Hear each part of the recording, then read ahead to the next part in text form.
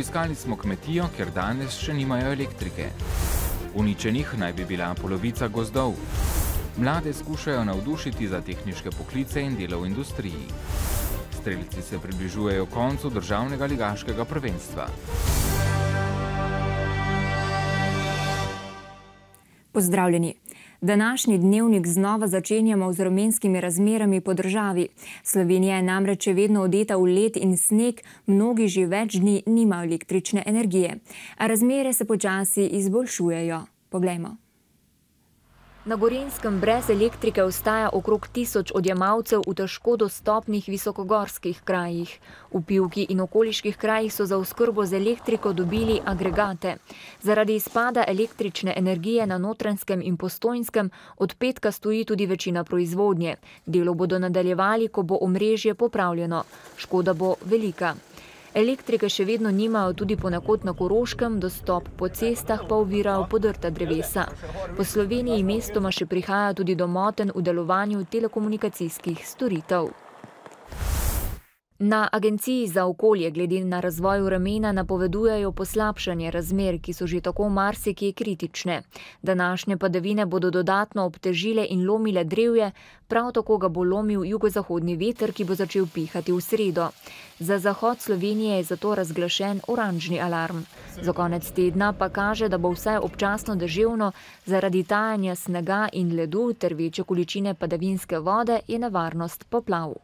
Ob normalnih razmerah seveda ne bi izdali nobenih opozoril, vendar pa vse padavine, ki bodo ob tej fronti padle, čeprav jih ne bo zelo obilo, tam nekje med 5 in 15 mm, to je prav toliko kilogramov na kvadratni meter, pa bodo dodatno obtežile, obremenile že sedaj mejno obremenjena drevesa z ledenim oklepom, pa tudi nekatere konstrukcije. Tako da bo lahko prišlo do določenih novih težav. Vremenske razmere so prizadele tudi kmete, predvsem na oddaljenih in hribovskih kmetijah, kjer je drevje potrgalo žice daljnovodov, že več dni nimajo elektrike. A kmetje, ki se morajo znajti in poskrbeti za svoje živali, si pomagajo tudi med seboj. Več Gabriela Milošič. Nekatere kmetije na območju Pohorja, Kozjaka, Slovenskih Goric in Haloz so že nekaj dni brez električne energije. Brez agregatov oskrba živali na teh kmetijah ne bi bila mogoča. Brez elektrike smo že približno 3 dni. Pomagamo si pa z agregatom, ki smo ga nabavili pred 5 leti mogoče. Nujno potreben je za strojno molžo 19 krav, ki jih je treba pomolsti zjutraj in zvečer. Če krave niso na čas podojene in pol nastanejo stroški vsi z zdravljenjem in to je problem največji, glede elektrike. Verjetno še znate molsti ročno? Ja, znal bi že, samo mogoče 2-3 krave, več pa ti pol roke opadajo in ne bi šlo. Situacija je najbolj problematična na živinorejskih kmetijah, ker je pač obveza, da se molze 2-krat na dan. Ko poskrbijo za živali, pri Harihovih agregatov porabijo še za zagon peči za ogrevanje hiše. 5-članska družina, mama in 3 otroci so danes že lahko odšli v šole in službo, pa je hvaležna, da nima še težav s telefoni in z vodo. Zagotovo tiste, ki bo dobile zadnjo elektriko in se bojo nadalj časa srečevali s to problematiko. Problemi so pa bo že minilo. Kaže, da so kmetje na oddaljenih hribovskih kmetijah vajeni sami poskrbeti za vse in k sreči še pripravljeni pomagati. Potem, ko je službeni avto RTV Slovenije obtičal na poledeneli cesti, ga je gospodar varno pripeljal v dolino in se brez slabe volje peš podal nazaj proti domu. Mariborski vodovod pa obvešča porabnike vode, da je zaradi izpadov električne energije oskrba s pitno vodo motena na širšem območju celotnega vodooskrbnega sistema. Zato je treba z njo varčevati. Brez vode je sicer še vedno okoli 1300 gospodinjstev. Še naprej pa potekajo tudi dela na daljnovodih. Na severovzhodu Slovenije, kjer za distribucijo elektrike skrbi Elektro Maribor, je bilo zjutraj brez napajanja še okoli 8000 gospodinjstev, kar pomeni, da ima že več kot 95% njihovih odjemalcev normalno oskrbo. Mi bomo absolutno vse energijo oziroma vse razpoložljive sile, to, kaj že delamo zdaj dejansko 3 dni, gremo v reševanje teh najbolj kritičnih, najbolj odročnih krajev območij. To je, tudi smo dobili pomoč od hrvaške elektrodistribucije, pa tudi seveda koristimo vse razpoložljive pomoči od gasilcev, vojske, da ne rečem mednarodno pomoč, da seveda čim prej vzpostavljamo normalno stanje. Glejte, je pa govora sigurno, bom rekel, o dnevih, tednih, ne moremo kaj drugega v tem trenutku povedati. Snežni ogleb pa je izjemno škodo povzročil tudi v gozdovih. Po grobih ocenah Zavoda za gozdove naj bi bilo poškodovane kar 42% površine gozda. V Podravju naj bi padlo približno 250 tisoč kubičnih metrov lesa. Na zavodu pa opozarjajo, naj lastniki nikar ne zahajajo v gozdove, saj je to trenutno prenevarno. Sneg in žled sta v Kamniški grabi pri Mariboru povzročila pravo razdejanje. Posnetki so s Šobra, kjer ima gozdove več lastnikov. Oškodovana je bila tudi kmetija Dobajevih, ki se razprostira na 25 hektarjih. Ocene o škodi še nimajo. To še bo se zavidlo. Na roku enega tedna, ko bo popustilo temu, lahko komet ocenili nekaj, pa šli gledati. Ker zdaj, mislim, neki krok hoditi po gozdu je skoraj malo nerodno. Mislim, nima smisla, ker se samo poškoduješ lahko. Lastniki naj se nikar ne odpravljajo v gozdove, saj je to še prenevarno, pa opozarjajo na Zavodu za gozdove. Treba je počakati, da bosta sneg in žled izginile z drevesnih krošenj. Apeliram, da grejo v gozd samo najbolj usposobljeni ljudje, ki dobro poznajo delo v gozdu, dobro poznajo mehanizacijo, zato ker je to delo ekstremno nevarno. Po nekaterih ocenah naj bi bilo v Sloveniji uničenih kar 500 tisoč hektarjev gozda. Padlo naj bi kar 3,5 milijona kubičnih metrov lesa. To je skoraj celoletna sečnja. V Podravju naj bi obležalo približno 250 tisoč kubičnih metrov lesa. Največ je teh poškodb tu v Dravskem Pohorju pa Kozjako, potem okolica Maribora pa okolica Slovenske Bistrice. V velikem stresu pa so te dni tudi gozdne živali. Lovci zato pozivajo lastnike psov, naj svojim hišnim ljubljenčkom onemogočijo, da bi preganjali srnjad. Srnjad je parklasta divjad in svojim parklčkom srna hitro prebije ta led. Psiček ima šapo, katera ga drži na ledu in seveda beg divjadi ni uspešen. Lani so psi pokončali kar 736 kosov divjadi, a to je le prijavljena škoda. Po prepričanju lovcev je številka še vsaj enkrat večja. Brez počitka so te dni tudi gasilci in člani civilne zaščite. Mnogi pomagajo že od petka zvečer. Prav njim gre med drugim zahvala, da so danes številne ceste prevozne in da so prebivalci višje ležečih krajev lahko prišli v dolino. Mene še dan danes strah in hudo mi je. Za vse nas je hudo, imamo otroke tu gor, če bi prišel rešilec, ne bi mogel nikakor priti. Tako da so sami naši domačini, res zahvaljujem se jim, da so toliko, koliko so, da so nam to naredili tako kot treba, da vidite sami, da ste se lahko pripeljali, če se ne bi mogli pripeljati. Tudi danes so na terenu številne gasilske ekipe. V teh dneh je bilo namreč aktiviranih vseh 11 prostovoljnih gasilskih društev na mariborskem območju. Ljudem tako še vedno pomagajo člani iz 5 prostovoljnih gasilskih društev in 3 ekipe iz poklicne brigade.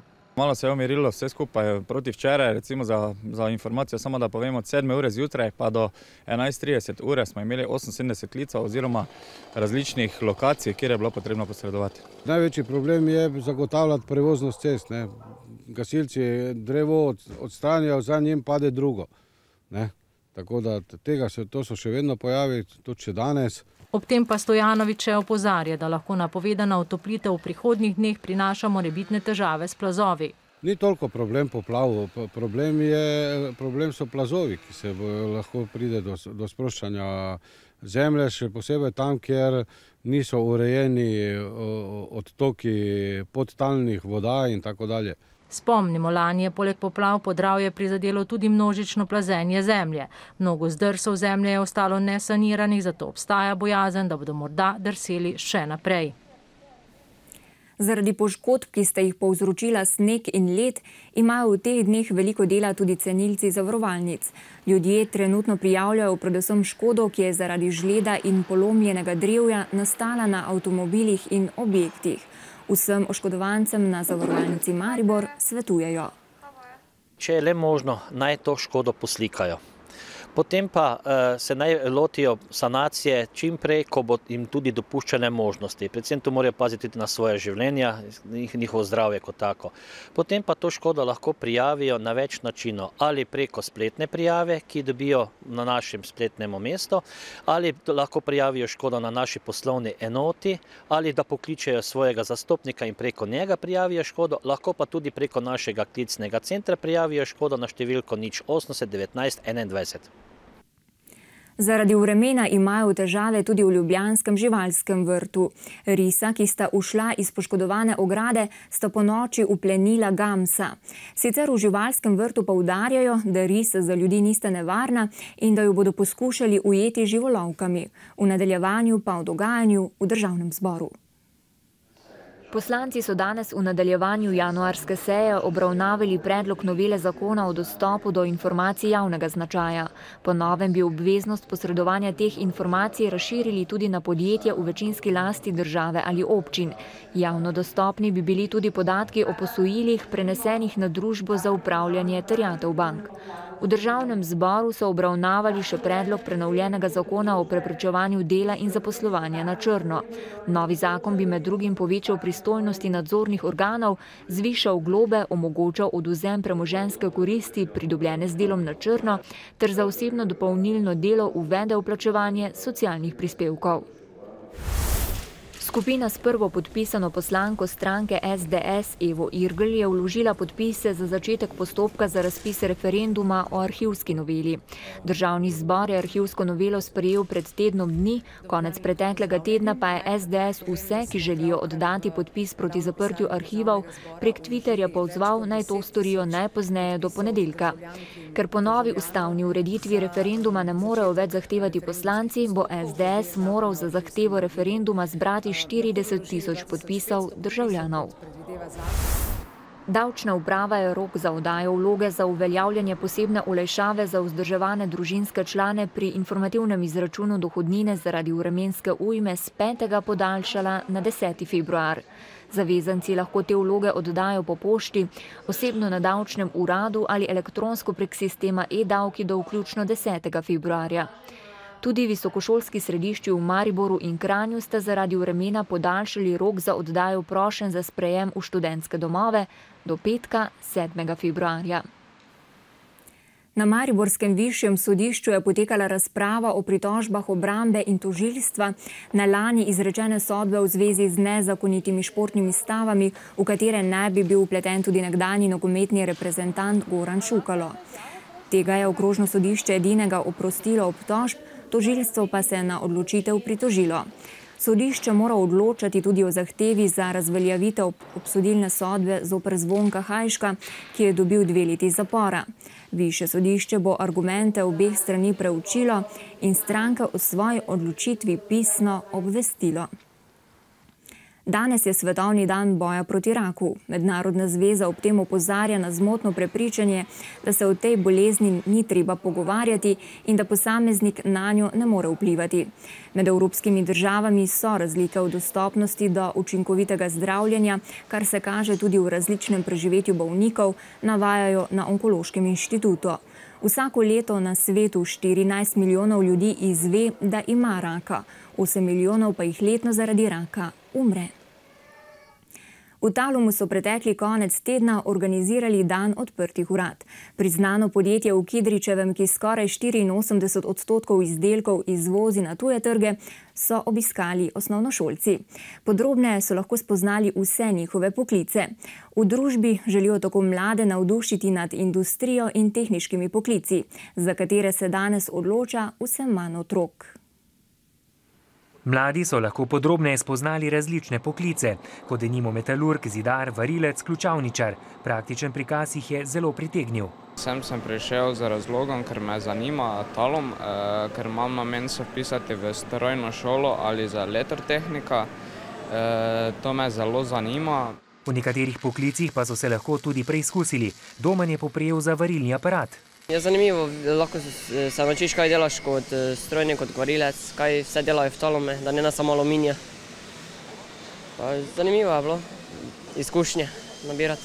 V Talumu, kjer število zaposlenih presega 1000, poskušajo mlade nad deficitarnimi poklici navdušiti tudi štipendiranjem. Štipendiramo pa seveda take profile, ki so zaposljivi za nas, ki so zanimivi. To so spet tehnični poklici, strojniki, elektro, metalurgija. Za štipendije lahko zaprosijo dijaki na poklicnih smerih ali študenti prve stopnje bolonskega študija. Za že 2 leti zapored imamo slabe izkušnje z razpisom oziroma podeljevanjem kadrovskih štipendij za srednje poklicno izobraževanje, ker nekako seveda kljub velikemu številu ne uspemo podeliti štipendij.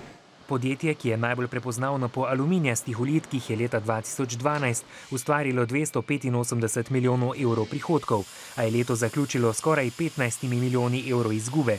Deloma tudi zaradi čedalje višjih cen elektrike, ta predstavlja kar 45% vseh stroškov poslovanja. Pri kulturi smo. V Unionski dvorani je prejšnji konec tedna potekala zimska plesna produkcija Plesne izbe Maribor. Na njej se že tradicionalno predstavijo vsi plesni oddelki, prav tako pa tudi vse plesne zvrsti, ki jih v obliki večstopenjskega plesnega izobraževanja poučujejo v Plesni izbi. Tokratna zimska produkcija je nastajala pod sloganom Pleteno. V bistvu smo zelo pestri, kar se tiče stilov, od otroškega plesa, ki temelji predvsem na ustvarjalnosti, in pa tej plesni motoriki, ki je zelo potrebna za zgodnje poučevanje plesa. Pri vseh teh produkcijah se trudimo, da v ene točke oziroma v eno koreografijo združimo čim več skupin, da v bistvu pride do prepletanja. V Plesni izbi Maribor deluje več plesnih skupin, od klasičnega baleta do jazz baleta in modernega plesa. Stilno raznolik preplet plesnih zvrsti pa vsako leto predstavijo na produkcijah. Balet na splošno je fajn pri vseh plesalcih zaradi tega, ker ti daje eno tako dobro tehnično podlago, držo, kondicijo predvsem, in potem izboljšati tvoj vizualni videz kot plesalka na odru. Ples kot kreativno izražanje, kot učenje in sprostitev. To je vodilo Plesne izbe Maribor, ki že 20 let plesno izobražuje mlade od 3. leta dalje, srednješolce, in v obliki rekreativnega plesa tudi vse ljubitelje plesa brez starostnih omejitev. Še šport. Slovenska nogometna reprezentanca v dvoranskem nogometu je na Evropskem prvenstvu v Belgiji dosegla zgodovinski uspeh z uvrstitvijo v četrtfinale. V njem bo zvečer nastopila z 2-kratnimi svetovnimi in 6-kratnimi evropskimi prvaki Španci. Slovenci in Španci so se doslej pomerili 13-krat, slovenska ekipa pa je 2-krat igrala neodločeno. Slovenski strelci pa so tekmovali v predzadnjem 5. krogu državnega ligaškega prvenstva. V ekipni konkurenci z zračno pištolo so rekordno znamko s 1136 krogi ustrelili Ptujčani. Med posamezniki sta se najbolj izkazala Klemen Tomaševič in Robert Markoja. Prvo ime 5. tekme državnega ligaškega tekmovanja, ki so jo organizirali na Ptuju, je postal Robert Markoja, ki je v rednem delu 38 deseticam dodal le 2 devetici in si s 398 krogi praktično že pred finalom zagotovil prvo mesto, saj je drugo uvrščenega Bariča prehitel za 6 krogov. Preveč skrbi res ni bilo, ampak nisem pa hotel si pa mogoče po tako vrhunskem osnovnem delu pa nekaj blamaže delati v finalu, tako da čisto miren pa tudi nisem bil. Po 10 finalnih strelih se je razlika do drugo uvrščenega Bariča zmanjšala le za desetinko kroga. V finalu je izvrstno streljala mlada Juvanova, ki je iz 7. napredovala na 3. mesto. V ekipni konkurenci je za 3 kroge pred Olimpijo zmagalo Turnišče. Z zračno pištolo so bili ekipno prvi Ptujčani, med posamezniki pa je Tomaševič, podobno kot Markoja, zadržal skoraj vso prednost iz rednega dela tudi v finalni seriji. Tole ligaško tekmovanje mi je všeč, sicer je malo kol, sam jo zastopim, ker je veliko tekmovanj drugih in morajo potem na strelski zvezi usklajevati datume, drugače pa ja, je kar fletno, ja. Žal zaradi sistema tekmovanja najboljši posamezniki niso mogli izpolniti norm za udeležbo na mednarodnih tekmovanjih. Ligaški program je takšen, da namesto 6 streljajo le 4 serije. Podobno velja za finale, kjer najboljša 2 namesto 20-krat ustrelita le 10-krat. Pred prvo A ligo so v ptujskem srednješolskem centru izpeljali še tekmo v prvi B ligi. V njej se je izkazal ormoški reprezentant s pištolo Venta, ki je zadel 385 krogov. Ob koncu še poglejmo, kaj se dogaja na tujem. Ledene ujme so ohromile tudi Evropo in Iran. Težave z vremenom imajo tudi po svetu. Sneg in led povzročata težave tudi v sosednji Avstriji, na Poljskem, v Srbiji in na Hrvaškem. V Veliki Britaniji se bojujejo s poplavami. V Iranu je skoraj 500 000 domov brez električne energije. V enem najhujših zimskih neurij je zapadlo kar 2 metra snega. V Franciji se je začelo zgodovinsko prvo sojenje domnevno vpletenim v genocid v Ruandi, v katerem je leta 1994 umrlo 800 000 ljudi. Pred sodnika je stopil nekdanji vojaški poveljnik Pascal Simbikangwa, ki obtožbe sicer zanika. Če bo spoznan za krivega, mu grozi dosmrtna zaporna kazen. Največje spletno družbeno omrežje Facebook deluje že 10 let. V obdobju od ustanovitve 4. februarja 2004 do danes so uspeli pridobiti že več kot 1,23 milijarde mesečno aktivnih uporabnikov, kar predstavlja približno šestino svetovnega prebivalstva, ter so uvrstili med najbolj prepoznavna tehnološka podjetja na svetu. V letu 2013 je Facebook 6337 zaposlenimi ustvaril $500 milijarde dobička in 7,87 milijarde dolarjev prihodkov. Kako naporno je praznovanje novega leta, dokazuje naslednji podatek. Med praznovanjem kitajskega novega leta se 40% Tajvancev zaradi velikih količin mastne hrane zredi za okoli 2 kg. Podatki ankete iz leta 2013 kažejo, da se je 37,9% anketirancev zredilo, moški povprečno za 2,1 kg, ženske pa za 1,8 kg. Saj ljudje namesto do 700 kalorij na obrok, z enim obrokom zaužijejo tudi do 2500 kalorij. Še vremenska napoved, jutri bo pretežno oblačno, ponekod na vzhodu države občasno delno jasno. V zahodnji in osrednji Sloveniji bodo padavine. Dopoldne bo sneg v notranjosti Slovenije postopoma prehajal v dež, le v severni Sloveniji bo večinoma snežilo. V četrtek bo pretežno oblačno, ponekod bo rahlo deževalo, v severni Sloveniji pa rahlo snežilo. V petek bo zmerno do pretežno oblačno, po večini suho in še nekoliko topleje. Spoštovani, to je bil torkov dnevnik televizije Maribor. Sedaj pa vabljeni k ogledu glasnika oddaje o kulturi. Tokrat vam predstavljamo sodobni ples, bili smo v Miheličevi galeriji na Ptuju, prisluhnili pa smo tudi filmski glasbi. Nasvidenje.